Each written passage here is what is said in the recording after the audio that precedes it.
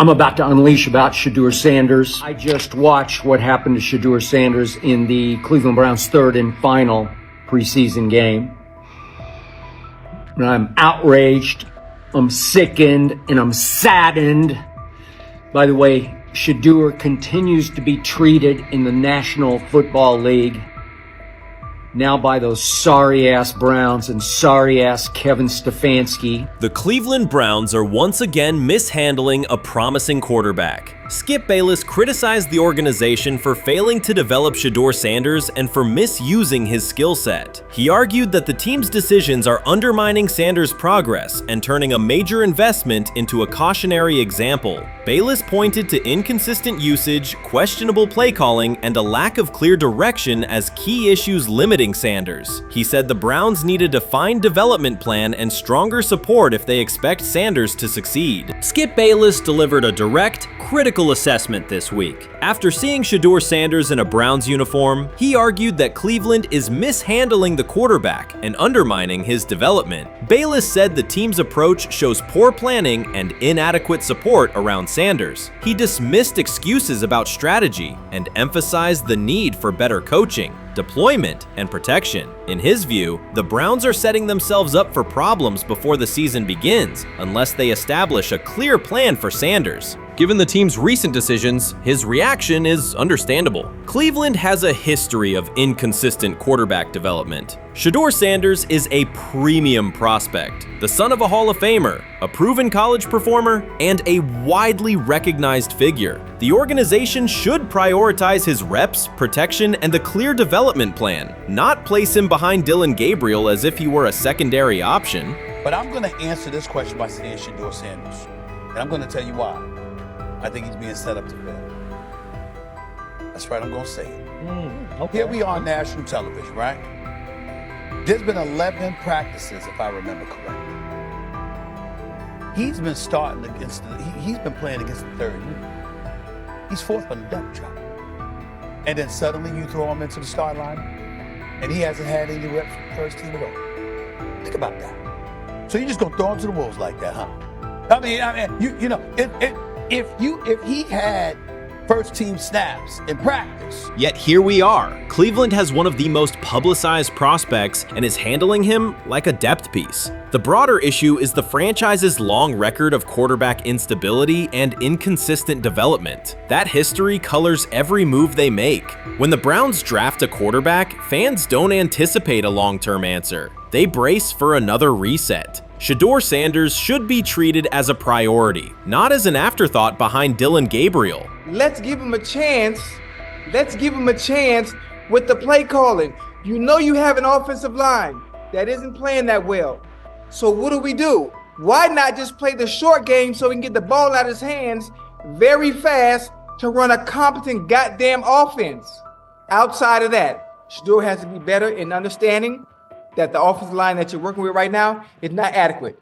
Why not allow the players that are competing for a job, in this instance, Shedeur Sanders, to finish off the 2-minute drill? When Browns fans see another quarterback selected, they brace for another setback. The franchise's recent history, from Johnny Manziel's failed stint to the rocky handling of Baker Mayfield, reflects inconsistent development and short-term decision-making. Against that backdrop, Skip Bayless's reaction to Shedeur Sanders on Cleveland's roster was blunt. He argued the team is already mishandling a premium prospect by treating him as a secondary option instead of a centerpiece for the future. Bayless's position is straightforward. Sanders is not just a name, he brings proven college production, leadership traits, and significant visibility that can strengthen both the offense and the organization's broader profile. Burying him on the depth chart behind Dillon Gabriel signals a lack of a clear development plan and wastes early momentum. Instead, Bayless contends, Cleveland should establish a defined pathway.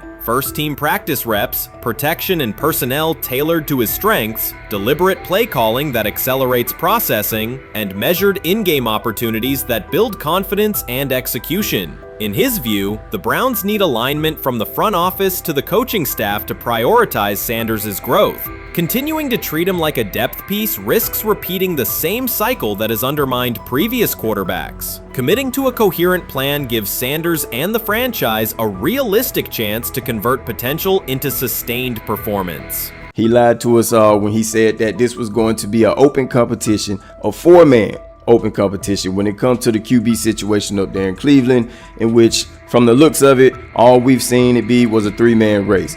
The only people that has been getting reps in with the first team or with the veterans are Joe Flacco, Kenny Pickett, and Dylan Gabriel. We've never seen my boy Shedeur Sanders get a chance to get in. Even with him doing the things that he has been doing up there, he has yet to get in with the... Shedeur Sanders was caught off guard by Coach Kevin Stefanski's recent remarks, which have sparked talk of bringing in another starting quarterback. Commentators are debating whether Stefanski's comments reflect eroding confidence in Sanders or a brief lapse in judgment, but the rookie now faces intensified scrutiny over his role. The Browns, we got an analyst that says that Shedeur Sanders should have some kind of a ban? Banishment of some kind? Come again? Say what? For what? And we've got, this would be more troubling. If I'm a Browns fan, and this is where we're going to start, potential dissension in the ranks of the front office and the coach. And over what? Quarterback. When a program's headline quarterback suddenly becomes the subject of sideline murmurs and quiet searches for replacements, the situation is unmistakable.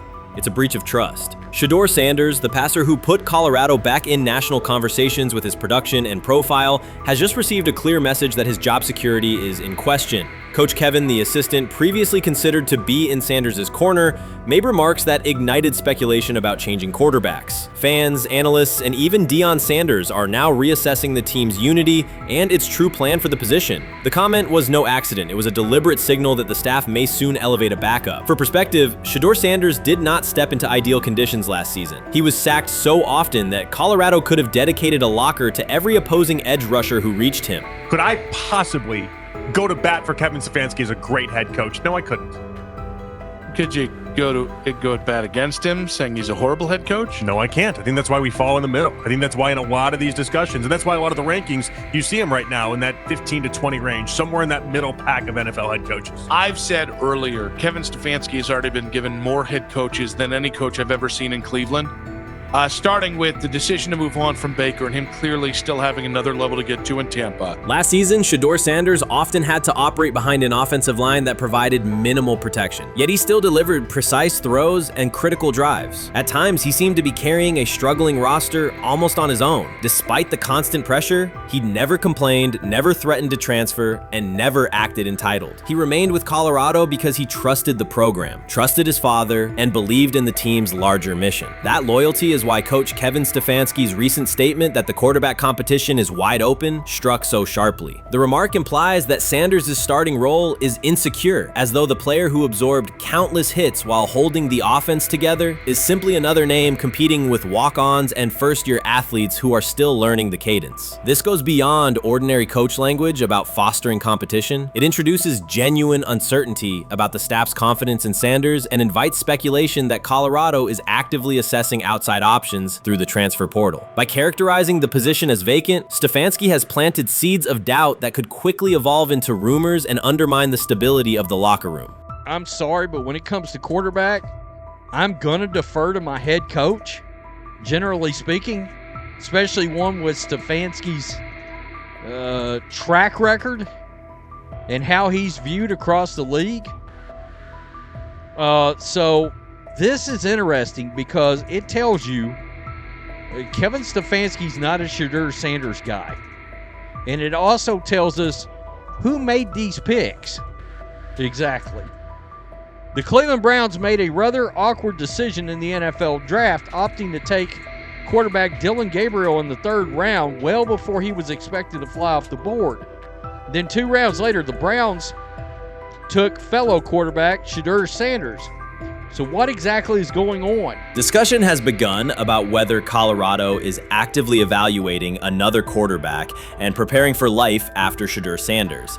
Analysts are debating whether Coach Kevin's move is calculated strategy or a misstep that jeopardizes team stability. Sanders remains a top NFL prospect, Deion Sanders' son, and the program's public face. His highlights dominate social media and his jerseys outsell the team's victories, yet he is once again being asked to reaffirm his position. The issue is more than routine roster management. It intersects with the family dynamics that shape the program.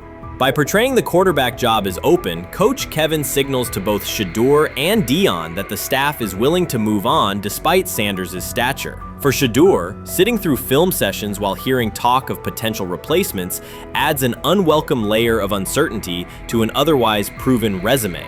The decision may reflect a desire for a quarterback with a different profile, perhaps someone more mobile and system-oriented, rather than a dismissal of Sanders' accomplishments.